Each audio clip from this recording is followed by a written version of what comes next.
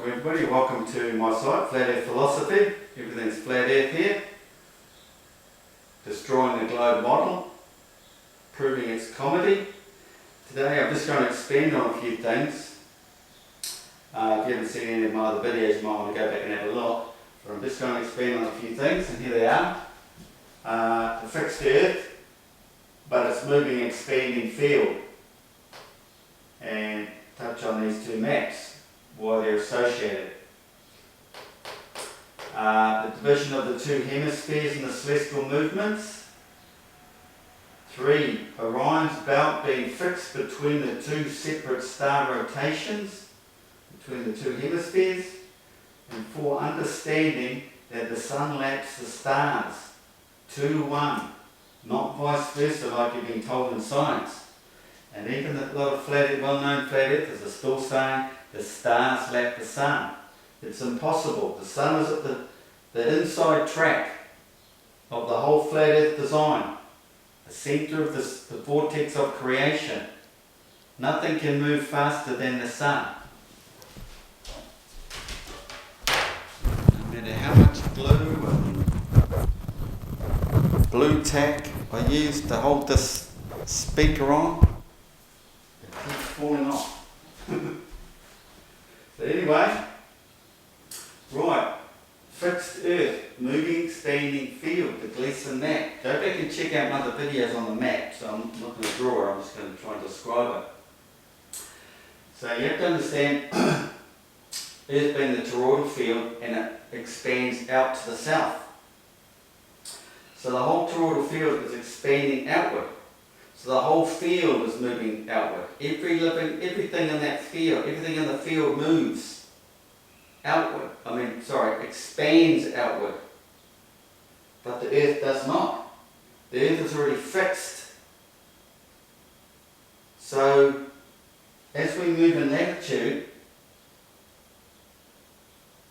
the distance, as we move in latitude, we expand.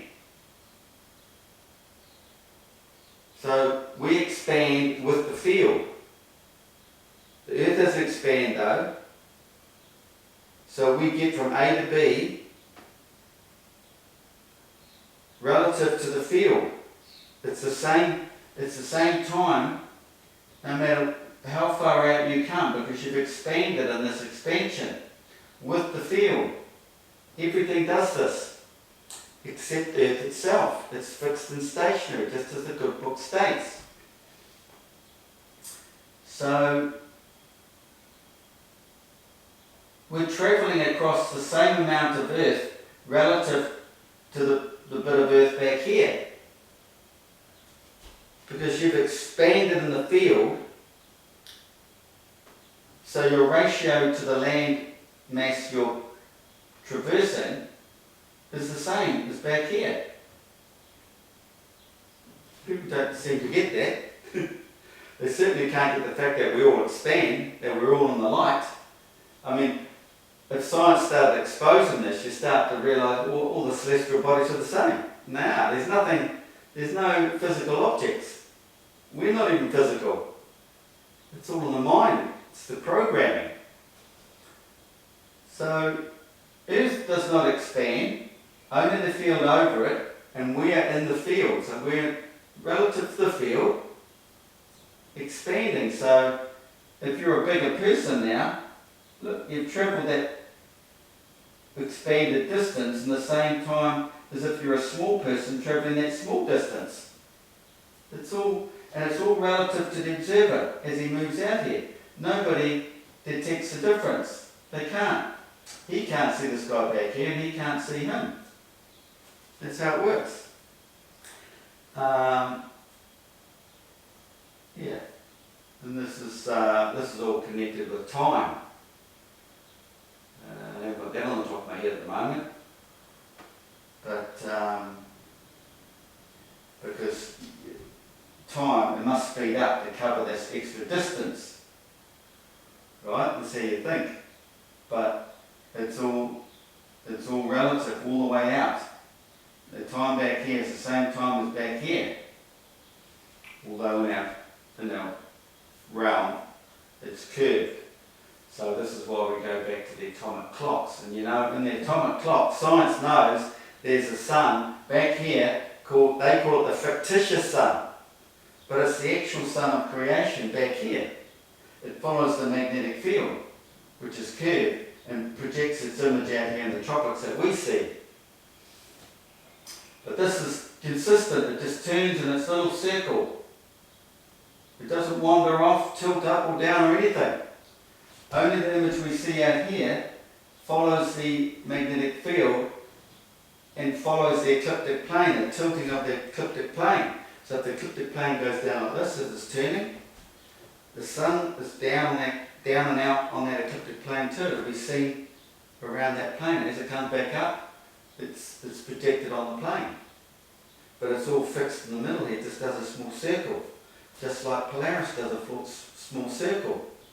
Even flat earthers don't realise that. Watch time-lapse videos, you see it doing a small circle.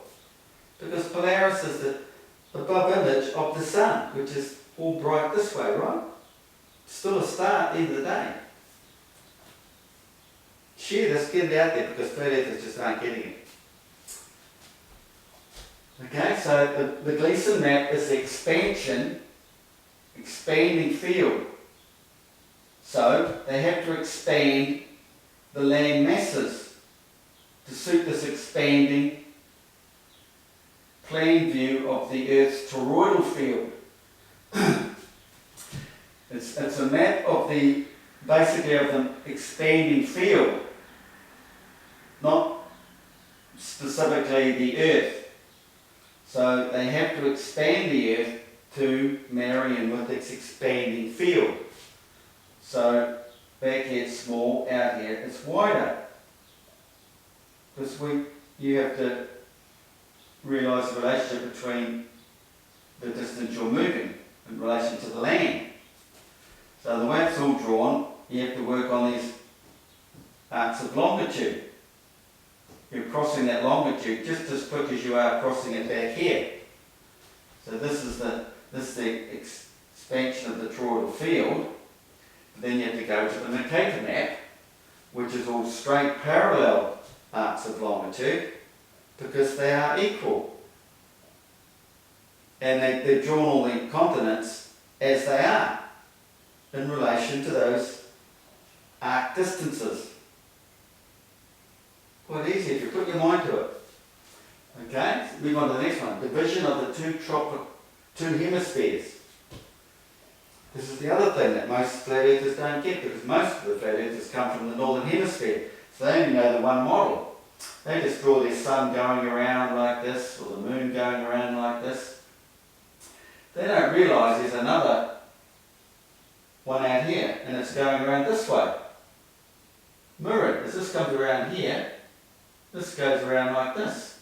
As that goes away around to the north, this one comes away around to the south. So you can't draw their flat earth maps under the dome and have just this one system. That's just complete BS. You have to divide it, the tropical gap. You have to draw the tropical gap and start drawing it. And this is where it becomes tricky, because this motion here goes like this. You've got one back here too, but it's everywhere mirrored from the north to the south. So these are all over the place. Every one of these is such man's arc of horizon. This is his cycle, all the way around here. So if you're going to do a map properly, one of those 3D, what do you call it?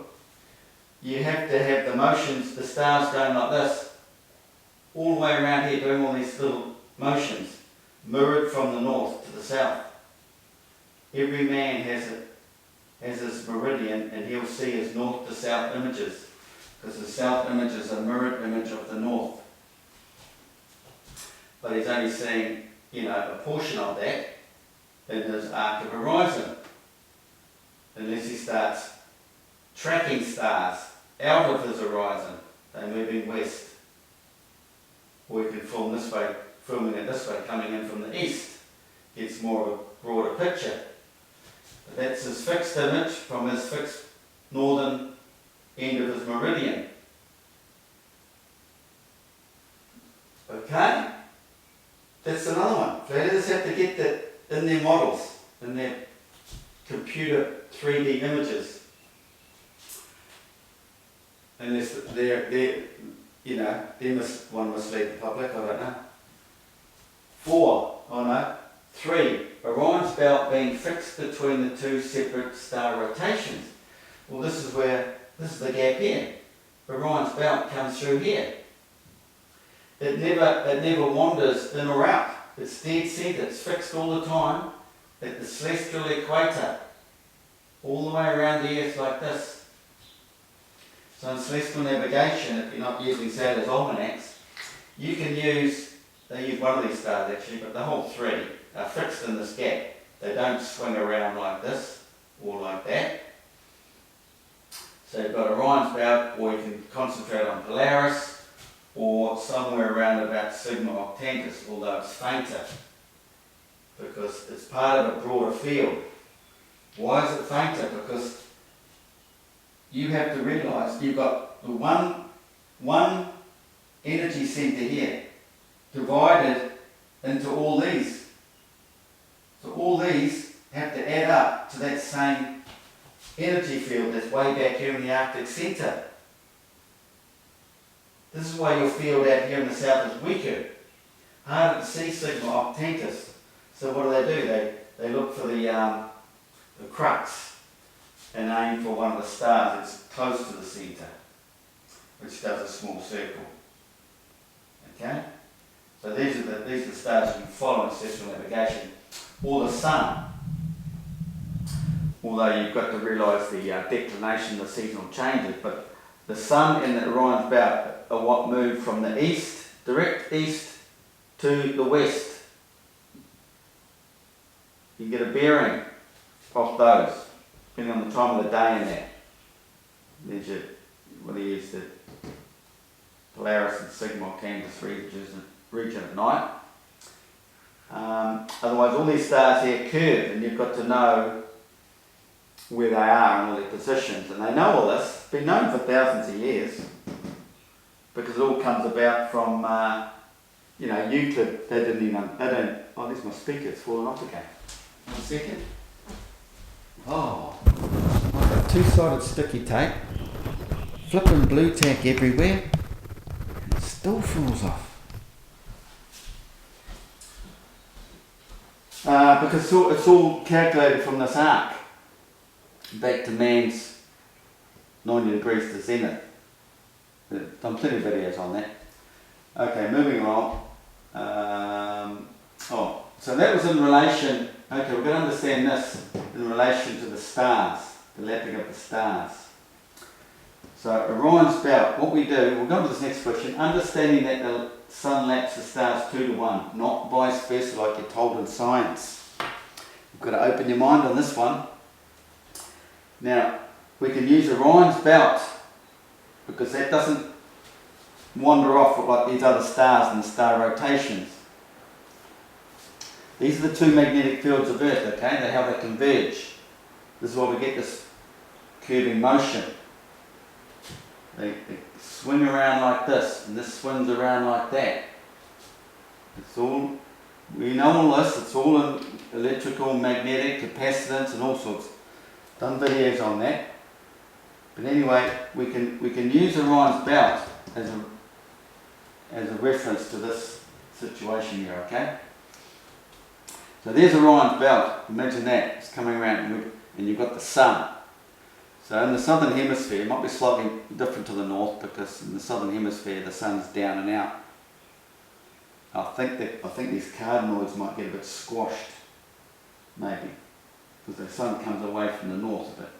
But anyway, that's another story.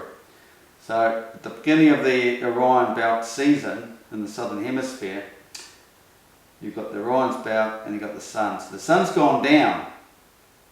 We don't see Orion's belt come over the horizon. Well, I haven't.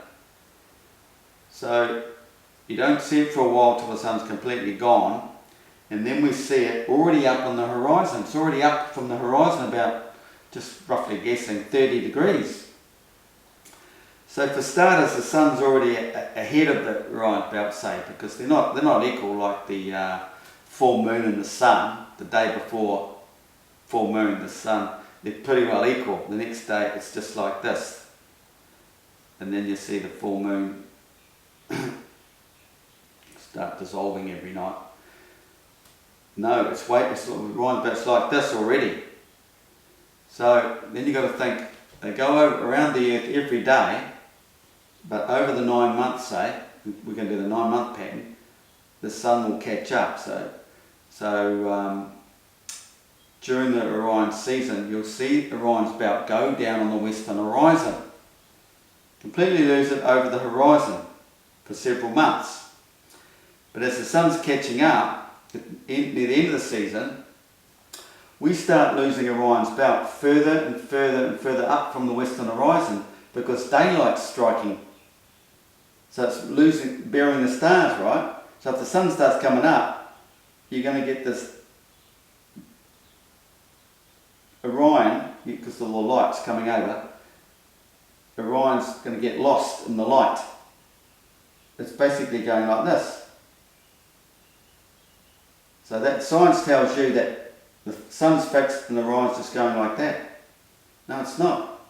The sun is coming to it. It's just disappearing more and more each morning, higher and higher and higher. So at the end of the season you can form it disappear at about 6 AM over here. Next day it disappear at about how does that work? 6. Well, anyway, it's creeping up as it's disappearing because the sun's coming around over the horizon that little bit quicker. Okay, you just go look at that for yourself. Star trail photography. Set it up now if you want. Track the Orion's belt going over the western horizon. And come May, June, start filming it. It starts as the morning sun comes over at 5, whatever in the morning, 6. You'll see it. You'll be tracking it, and it will just start disappearing in the light of the rising sun. The sun does 2 to 1 to the stars, and the sun does 2 to 1 to the moon over the month.